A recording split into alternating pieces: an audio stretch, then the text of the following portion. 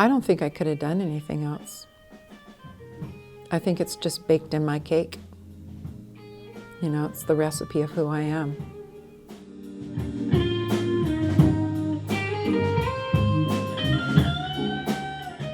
We're the only animals that create music on the planet.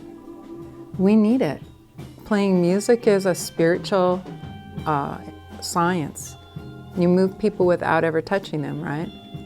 So when you're playing music with other people, you're in communion with them. When I started playing my first scale when I was 38, there really weren't guitars out there for women to play.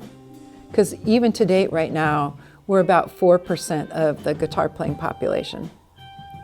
And the stats haven't changed.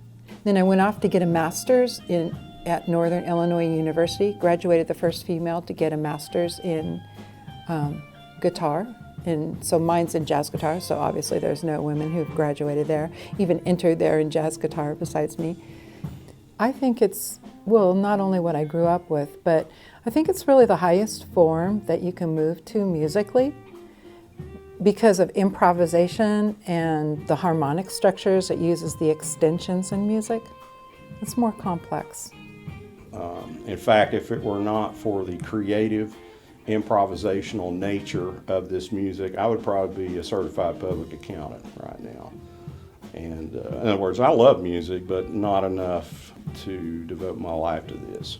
I should also point out that if it were not for the African influence in jazz music, that would not be enough. And so the African influence of the rhythms, the syncopation, the layering, coupled with the creativity of getting to express yourself, that's about what jazz music is.